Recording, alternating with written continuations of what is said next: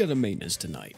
Thankfully, it's nothing to do with Fairy Tail. Well, some of it is because we're getting new artworks, but we're having a brand new event come out, and we are also having a brand new Ascended unit come to Grand Summoners Global. And that unit is none other than Aristela Orbis. I remember covering this unit like years ago at this point. I think it was about maybe 2 years since her release in JP, maybe a year and a half. I remember how crazy everybody was going for, especially whenever we initially saw her artwork. I still think she has some of the best artwork in the game from the Ascended standpoint. Really love it. But art only goes so far, you know what I'm saying? Like, I mean, for some people, it goes far enough for them to spend thousands and thousands of dollars. Some of y'all really be acting different when some of these games drop their skins or drop their characters. To me, though, I need to really know how good a unit is. If they're able to compete with other characters in the game, or are they kind of just like there as a fodder unit or there for only one specific purpose and that's it. Aristela Orbis is going to be a water ascended character, and her entire kit is all about buffing up water damage while also lowering magic res and break res to the enemy. If I'm not mistaken, she has one of the highest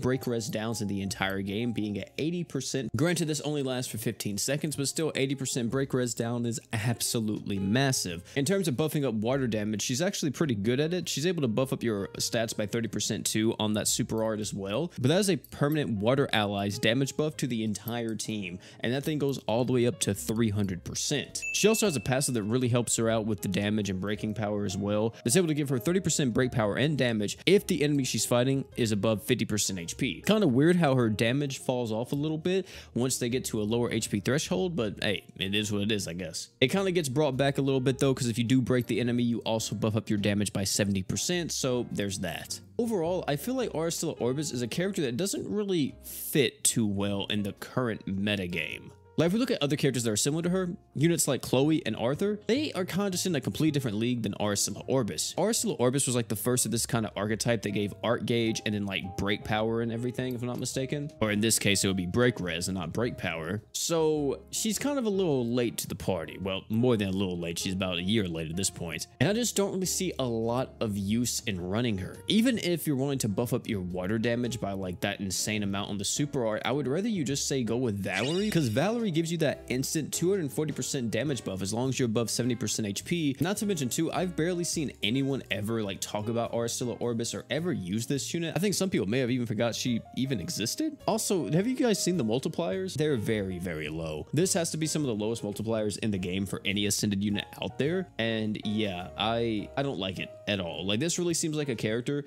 that is more so a Cross the Blaze unit where they have their art, true art, and then they have like a cross art, like in terms of the modifiers here. And I just, yeah, it's not good at all. Aristela Orbis overall is just not all there for me, and definitely not an ascended character you should be summoning for. However, what about the banner itself? It may actually still be worth it.